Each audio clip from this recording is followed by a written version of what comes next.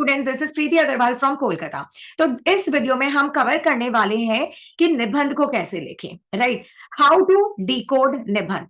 हमारे जो exam paper है उसमें हमें 6 ऑप्शंस रहते हैं, वैरायटी होती है सबकी, ठीक है? तो मेरा मानना है गाइस, पहला पॉइंट, ठीक है, जो निबंध का ऑप्शन ऐसा है जो बहुत डिबेट वाला है, ठीक है, उस ऑप्शन को हमें नहीं सेलेक्ट करना चाहिए। क्यों? सपोज मैं हूं, आप है, आपने कुछ ऐसा चीज चुना या उस डिबेट वाले में कुछ ऐसे ऐसे पॉइंट्स लिखे जो मेरे अगेंस्ट है, मुझे लगता है कि नहीं ये तो इंसान गलत बोल रहा है, मेरा विचारधारा तो ऐसा है, ये तो ऐसा होना चाहिए, राइट?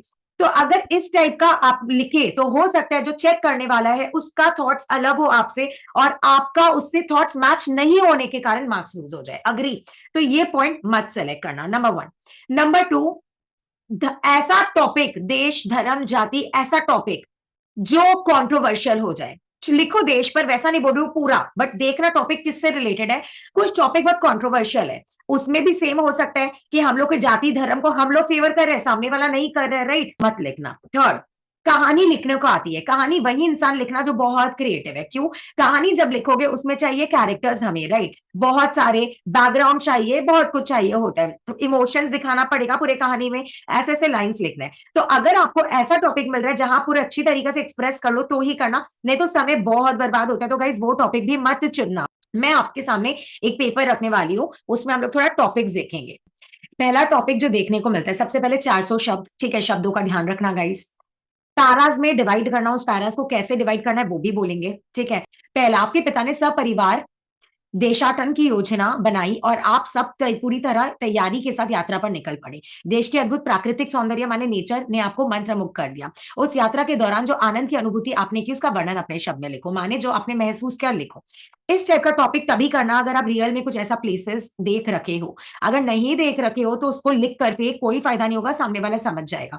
अगर आपके पास एक पॉजिटिव साइड होगा, अगर आप कोई प्लेस ऐसा एक्सप्लोर किया और उसी से रिलेटेड आ गया तो आप खुल खुल के लिख सकते हो। कैसे, वो आगे हम देखेंगे। नंबर 2, सर्वदा सकारात्मक सोच। सकारात्मक माने पॉजिटिव एटीट्यूड रखने वाला मनुष्य के जीवन से सभी मुश्किलें बड़े आसानी से दूर हो जाती है। और यदि सोच नकारात्मक हो तो जीवन में दुख के सिवा कुछ नहीं होता। इस विषय के संबंध में अपना विचार डालिए, इसमें हम लोग लिख सकते हैं, राइट? बहुत अच्छा टॉपिक है, तो इस टाइप का टॉपिक्स के लिए हमें जाना चाहिए। क्यों? इसमें एक मोटिवेशनल टॉपिक्स है, आपके अंदर जितना भी अच्छा अच्छा आपने जो भी सुना, आप लोग इंस्टाग्राम में रील्स तो देखते रहते हो, अच्छी अच्छी चीजें भी बहुत सारी सीखते ही होंगे, तो जो भी मोटिवेशनल थिंग याद आता है सब इसमें हमें लिख देना चाहिए।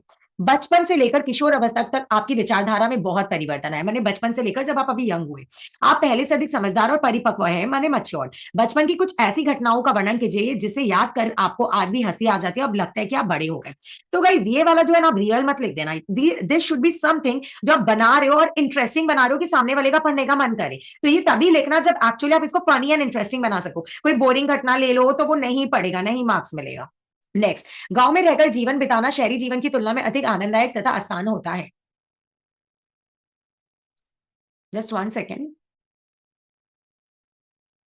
तो देखिए, किसी गलत फहमी, जस्ट 1 सेकेंड, किसी गलतफहमी के कारण कई वर्षों तक आपने एक अच्छे मित्र से बातचीत नहीं की, अब आप दोनों की बातचीत फिर से शुरू हो गई। आपकी मित्रता में गलतफहमी क्यों उत्पन्न हुई तथा अब सब कुछ सामान्य हो जाने पर आप कैसा महसूस कर रहे हैं समझाकर लिखिए। तो देखने में इजी है, बट जब लिखने जाओगे ना बहुत लैक ऑफ पॉइंट्स होगा, तो आप समझ के लिखना। और निम्नलिखित में क्या है परिश्रमी मनुष्य कभी ईश्वर की कृपा से वंचित नहीं रह सकता। मॉरल स्टोरी वाला लिखना है, जो मैंने बोला, अगर क्रिएटिविटी ज्यादा है, बहुत सारे कुछ कैरेक्टर्स डाल के रख सकते हो तो ही ये दोनों लिखना।